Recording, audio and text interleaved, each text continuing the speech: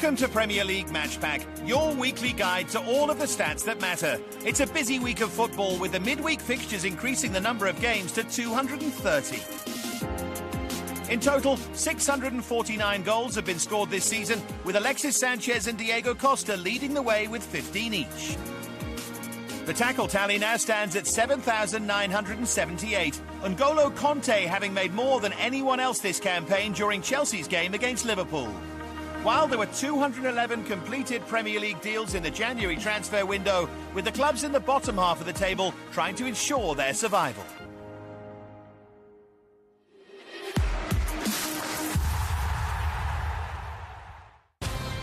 With the race for the Premier League title taking shape, Chelsea have the advantage going into this top-of-the-table clash with Arsenal. Banned from the touchline, Arsene Wenger will have to watch from the stands as his side kick off this round of fixtures at Stamford Bridge, and it might make uncomfortable viewing. The Blues tend to fare well in their Saturday lunchtime league games. Of the current Premier League sides, only Manchester United have a better win percentage in those matches, though it's the Gunners who average the most goals per game when they kick off before 1 p.m. Opening the scoring in a Premier League game is always important, and on that front Chelsea have excelled this season, scoring first in a match more often than any other top-flight team.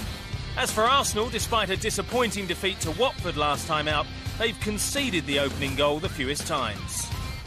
The first goal in any big game, I think is so important. It's vital, more than probably any other game, because big games are decided by key moments, either a mistake by a defender or a set piece more often than not. So they're always very tight. Very rarely do you get to see really high-scoring games. So the first goal, the team that scores the first goal, more often than not, goes on to tend to win the game. Hoping to stifle Arsenal's attacking threat will be Cesar Azpilicueta. The Spaniard's into his 5th season at Chelsea, and since signing in 2012 has been used more and more.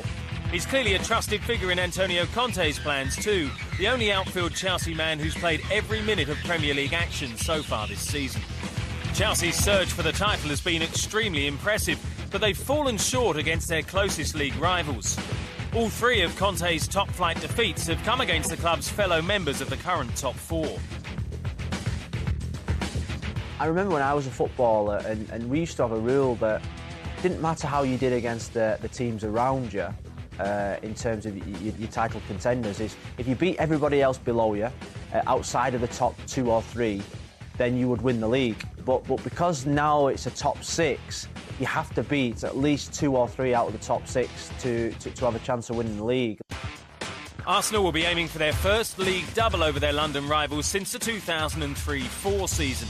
As they try to pressurise Chelsea's defence, Wenger will be heartened that his side's made a higher percentage of their passes in the opposition half than anyone else so far, even if the Blues' quick counter-attacks are a major threat.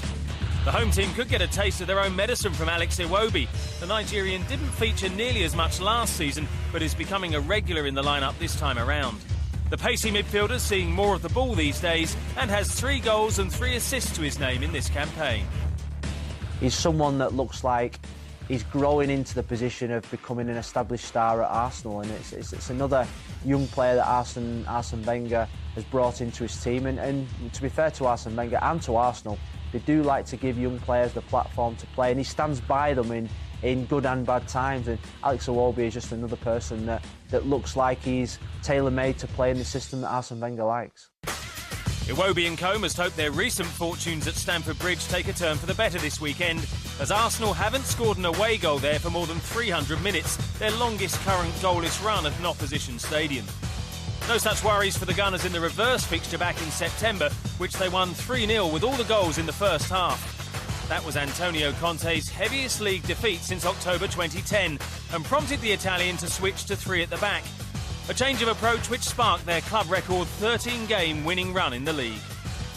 You get in any season a watershed moment, a defining moment, and for that Chelsea team and for Antonio Conte, I think that was the moment when he said, well, we've tried to do it your way, playing your system, the system that you've always played, that you've always been successful playing, but now you're going to do it my way. So I think if you look back at the end of the season, that was probably the pivotal moment, probably in the title race.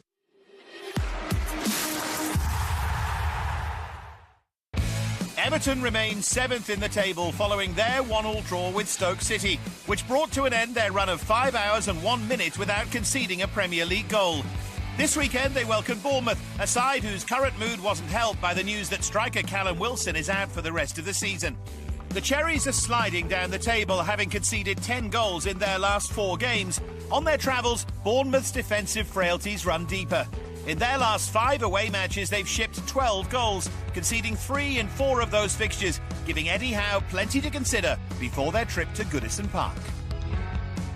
I'm pretty sure he would have looked at Everton and looked at their strengths and thought, right, let's not let this keep happening. We can't keep conceding so many goals. Eddie Howe's a good manager, and I'm pretty sure he'll put a stop to it. The only way to stop doing something wrong is to get it right on the training pitch, drill it into the players, and then they'll take it onto the pitch on a match day. That's what he's going to do. Bournemouth will also need to find a way to stop Everton's fullbacks Seamus Coleman and Leighton Baines, who provide plenty of attacking threat for their side. The Irish right-back is the Toffees' second highest scorer this season, while his defensive partner has himself been involved in 4 goals this term. Baines played a pivotal role when the two sides met at Goodison Park for the first time last season. Both teams got off to a lively start, finding the net in the opening 9 minutes. But it was the home side who came out on top, with Baines' goal securing the Toffees' first league win in 8 games.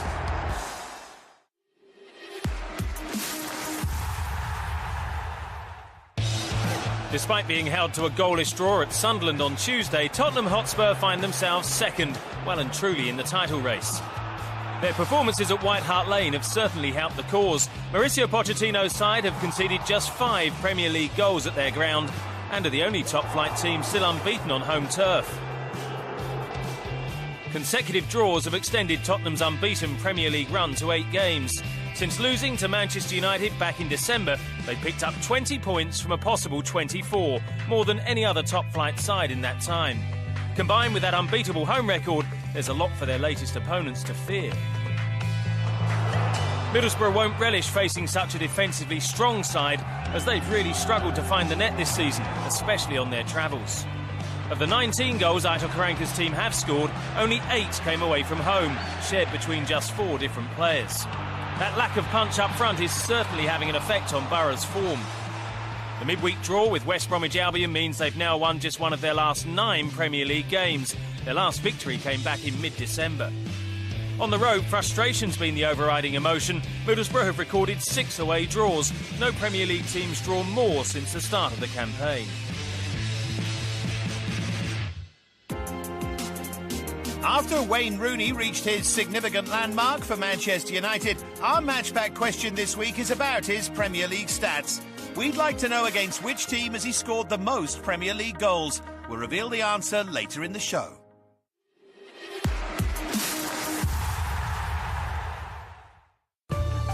"2017 hasn't been kind to Liverpool so far. A midweek draw with league leaders Chelsea ensured that the Reds were unable to make any ground on top spot, with the prospect of silverware this season becoming ever more unlikely. Despite picking up just a point, one positive for Jurgen Klopp was Sadio Mane's appearance as a substitute. Liverpool have won just 1 of the 8 games played in all competitions since Mane last started for the club. With the Senegalese player back from the Africa Cup of Nations, can Klopp's side turn their form around? Trying to finish in the top 4, I think, at the start of the season would have been the message from Jurgen Klopp. And there's massive competition for that top 6, so he needs to get them firing again quickly. Sadio Mane has been a huge loss in January. Obviously, Coutinho back fit is a massive plus, but he needs to get them firing and pretty quickly as well. With the influential Robert Snodgrass having left Hull City for West Ham in the January transfer window, this could be the perfect opportunity for the Reds to get back to winning ways, despite a creditable draw for the Tigers at Old Trafford in midweek. Snodgrass has taken more shots and created more chances than any Hull player this season, contributing directly to half of the club's goals as a result. Head coach Marco Silva will have to quickly find alternative attacking threats, and an unlikely contender in that respect may come in the shape of Harry Maguire. Amongst Premier League defenders, only Marcus Alonso has taken more shots than the young centre-back this season, proving that he's more than comfortable in advanced areas. He's very composed on the ball. He's obviously big and strong, but he likes to get forward as well, as we've seen. It suits him playing in a back three, on the right of the back three as well, where he can get himself into forward positions. There's one or two question marks about maybe his quickness of feet, but generally I've been impressed with the way he's dealt with the Premier League this season. Despite impressing going forward, Maguire will have to maintain his discipline at the back. The 23-year-old was responsible for one of the 10 penalties that Hull have conceded so far, just one behind the Premier League record for a full season. If this weekend's opponents are presented with any such opportunities, they're likely to be ruthless. Liverpool have scored 6 penalties this season, more than any other side. James Milner's 100% record from the spot means that he's just one shy of his best ever goal tally for a Premier League campaign, with 2 of his strikes coming in the reverse fixture between these two back in September. In that meeting, Hull recorded their lowest possession and shots totals in a game this season as they were swept aside at Anfield. But with Liverpool's present struggles, Silva may feel his side can take advantage. You'll have looked at how teams have attacked Liverpool since the turn of the year, and most of them have sat back, soaked up pressure and tried to hit Liverpool on the counter. We saw it with Swansea, we've seen it in the cup competitions, Southampton and Plymouth as well. So teams have sat back and tried to soak up the pressure and then hit Liverpool going the other way. So he might have looked at that and think that's probably the way to go against them. To pick up a vital win at the KCOM Stadium, Silva's men will have to record their first victory over a side in the current top 6 this season. But after that draw with Manchester United, the Tigers will begin this clash with confidence, especially given their strong record in home games with Liverpool. Hull lost the first of those Premier League meetings back in April 2009, but have since gone unbeaten. Having won the most recent encounters, could Silva mastermind another surprise? I've seen Hull a number of times this season, probably 5 or 6 times live, and I've always come away and said, they played quite well today, Hull, but they haven't really got the results that the performances have deserved. And, I think with, obviously, the problems that they've had in the transfer window as well, I just feel that Liverpool will probably come out on top.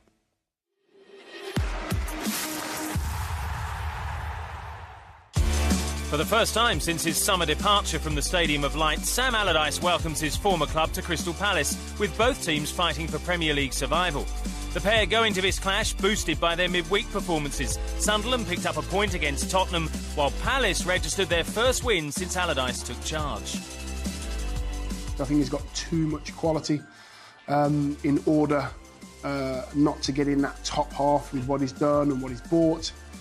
But I do believe that Sunderland, they've got good spirit. I just think the quality that they have isn't enough to keep them in the Premier League. Allardyce may have saved his former side from the drop last season, but the experienced manager doesn't have the best record against his Sunderland successor. Of 20 matches against David Moyes in the Premier League, he's won only 6, and none since August 2010 with Blackburn Rovers. One thing he shouldn't have to worry about too much is the Black Cats' aerial presence. They've had just 5 headers on target so far. It's one of several shortcomings that Moyes will be keen to address. Sunderland are the only team in the Premier League yet to score with a header this season.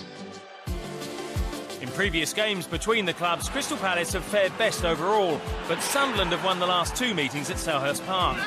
Back in November 2014, they picked up their first Premier League victory over the Eagles, thanks to 2 goals from Stephen Fletcher, either side of a Jordi Gomez strike, a result which helped lift the Black Cats out of the relegation zone. It's been another busy transfer window in the Premier League, with Hull City the most active, bringing in a total of 8 new signings. Robert Snodgrass swapped the KCOM for the London Stadium, but the big money departures were Oscar, Dimitri Payet and Odion Ighalo. Crystal Palace and Everton were the 2 biggest spenders, with Morgan Schneidel the most expensive Premier League signing. The Premier League club spent £208 million, with the bottom half of the table accounting for 73% of that total.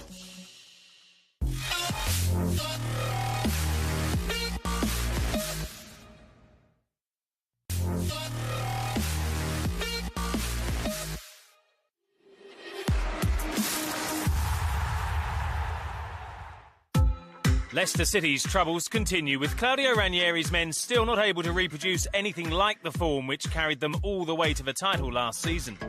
After yet another away defeat, they return to the King Power Stadium this weekend to face Manchester United. This time last year, Leicester were 10 points ahead of United. Now they're on an entirely different trajectory and 21 points behind. The dramatic slump currently leaves them 16th and increasingly anxious. After 4 matches without a Premier League win, the Foxes can ill afford to leave their recovery much longer. Standards must have dropped or whatever, and they've just struggled in the Premier League for whatever reason. You know, players have underperformed. Vardy's not had as many goals. Mahrez has maybe struggled a bit as well, and at the back they're conceding too many goals as well. So it's not a good combination to be conceding too many and not scoring enough. So a little bit of a hangover probably from winning the league. In this fixture against United last season, Jamie Vardy broke Ruud van Nistelrooy's long-standing Premier League record by scoring in 11 consecutive games. But how things can change. 12 months on, the forward has a league winners' medal, but his performances aren't matching up to the memories. His 5-goal tally this time around is a long way off the 15 scored after 20 appearances last season. Vardy's number of shots and chances created is also down. It's been tough for the England international.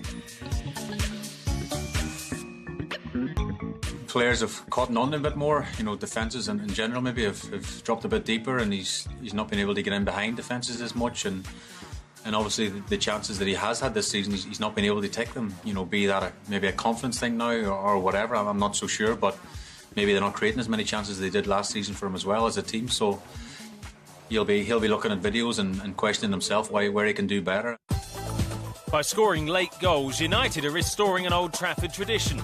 In Jose Mourinho's first season in charge, they picked up 9 points from goals netted in the final 10 minutes. The last time that happened was under the watchful eye of Sir Alex Ferguson, whose sides were so famously renowned for never giving up. This campaign, United have picked up more points than any other team in the final 10 minutes, and that's kept them in the hunt for a top 4 finish. A midweek draw with Hull City was disappointing, but overall the signs are that Mourinho's brought back a steely resolve to the side, refusing to settle for second best, and United fans will be delighted. He demands victories, he demands results, and wherever he's been, he's got the best of the players and stuff, and I think that's shown this year. You know, maybe last year, you know, under Van Gaal, they might not have got a late equaliser, for example, against us last week, and scored late goals earlier part of the league campaign this year as well. And I think he's just instilled the belief that, you know, this is Manchester United Football Club, this is one of the biggest clubs in world football, and, you know, we got to play to the last second of every game to get results. In the past, this fixture's provided plenty of goals. In total, there have been 37 between these sides on Leicester's home ground. So, taking into account all the opponents that have played at least 4 Premier League games on Leicester soil, this match-up's seen more goals than any other, an average of 3.7 per game. And both sides have plenty to play for. Manchester United's next 6 fixtures look favourable as they push for a place among Europe's elite, while the reigning champions are desperate to avoid the unthinkable. 21 points after 23 games is the worst ever title defence. With fellow strugglers Hull City and Swansea City looming, the Foxes are getting deep into danger. Leicester just want to get wins back under the belt to sort of get away from the relegation zone, and Man United say are clicking into form. So, you know, it could be a tough game for Leicester. You know, it's not going to be easy, and you know, if you had to hang your hat on one team, you'd probably say Manchester United. But you know, Leicester have to respond, have to turn results around, and you never know, it could be against one of the big teams in Man United.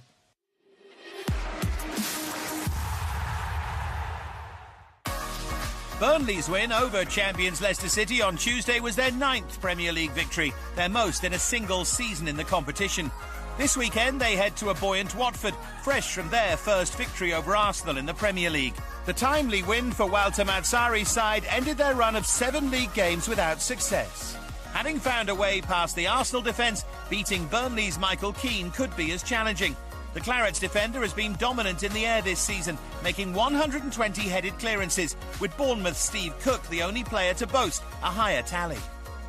He's a bit of a rock at the moment, and his price tag's getting bigger and bigger. He's playing important games, scoring important goals, and at the moment he seems to be the rock back there who's sort of organising everything defensively that Sean Dyche would want him to do, and something Sean Dyche would have done himself. The defender will be a familiar name to the Watford head coach, as he was among the goal scorers when the two sides met for the first time in the Premier League earlier this season.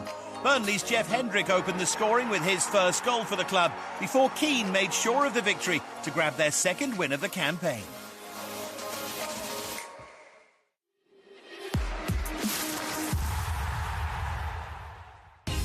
Manchester City were in need of a boost, and new signing Gabriel Jesus has provided exactly that. In his first league start, the Brazilian entered the club's record books by becoming the first player to score and assist for City on his full Premier League debut. The 19-year-old forward replaced Sergio Aguero in the starting lineup in Wednesday's 4-0 win over West Ham United, just their second victory in 5 league games. Much needed maximum points for Pep Guardiola's team, as they're now level with fourth-placed Liverpool. Only goal difference is keeping them out of the top 4. At the Etihad, though, they've let points slip far too often. 4 home draws, a huge blow to their challenge at the top. Opponents Swansea City seem to be getting into their stride since a change of leadership. A midweek win over Southampton followed their emphatic victory at Liverpool.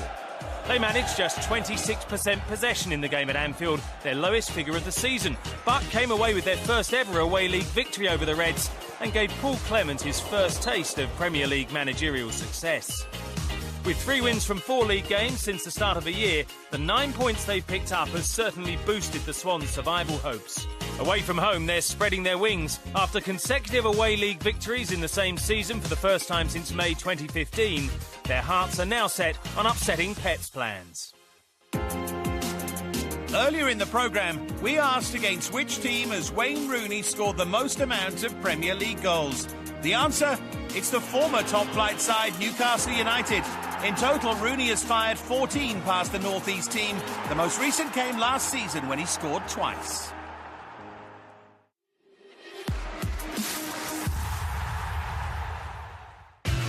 After consecutive Premier League wins, West Ham United suffered a heavy defeat at the hands of Manchester City, much to the frustration of manager Slaven Bilic. While Southampton, their next opponents, went back to the South Coast disheartened by a midweek loss at Swansea City. Their 5th league defeat in 6, as manager Claude Puel struggles to cope with a number of injuries in his squad. This week they were dealt another blow with the news defender Virgil van Dijk will be out for the foreseeable future. The Dutchman has been pivotal in the Saints' backline this season, helping to limit their opponents to 69 shots on target. Only 3 Premier League teams have fared better so far. This weekend, their remaining defenders will need to be on form if they're to stop West Ham's Andy Carroll, who scored 4 goals in his last 6 league games. Slaven Bilic's side have hugely benefited from that scoring run, climbing 5 places since his return from injury in December. Keep him fit, and I think West Ham will be more than fine. It's just about getting him on the training pitch for very short periods of time and then getting him off the training pitch, on the massage bench, on a bike, and just keeping him warm, ready for the games. That's the most important thing for West Ham at the moment. He will score goals. He's a very good centre-forward, but you do have to serve him. There has been a shortage of goals between these sides at St Mary's in recent times, only 3 in the last 4 meetings. Carroll grabbed the equaliser in a 1-1 draw in April 2013, rescuing a point for the Hammers. However, last season, Maya Yoshida scored the only goal of the game in the 9th minute to secure all 3 points for the Saints.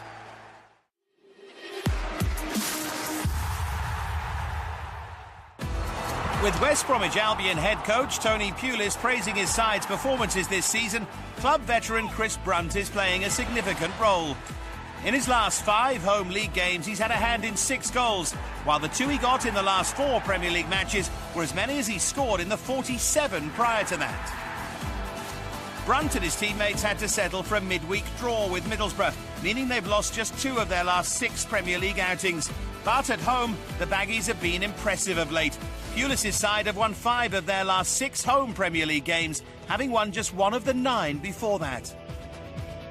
But on Saturday they come up against a side with a recently rejuvenated player in their ranks. On Wednesday, Stoke City forward Peter Crouch became the 26th player to score 100 Premier League goals, and 2 days after his 36th birthday, he became the oldest. He's now scored in 4 of his last 5 Premier League games, having gone the previous 21 without finding the back of the net. It's been a positive start to the new year for Mark Hughes' side, who ended 2016 7 points above the relegation zone. Since then, they've won 2 and drawn 2 to move them up to 9th in the table. However, their away form this season has been inconsistent, with their win over Sunderland earlier this month ending a run of 3 away defeats. So after the midweek games, the next round's upon us already as Chelsea and Arsenal kick off the weekend. Liverpool seek their first Premier League win of 2017 at Hull, while Tony Pulis's West Brom take on his former side Stoke. 2 Sunday games, Manchester City host Swansea and Leicester welcome Manchester United. The contenders for the Golden Glove are starting to emerge, and it's no surprise to find Petr Cech's name on the list. David De Gea is one of 3 players just ahead of him on 8 clean sheets. He's joined by Tottenham's Hugo Lloris, while Southampton's Fraser Forster's also made some fine saves. But with his side leading the way at the top, Chelsea's Thibaut Courtois currently boasts the best record in the shot-stopping business. 13, unlucky for his opponents. From Dave Farrer, me, Dave Beckett, and all the team, goodbye.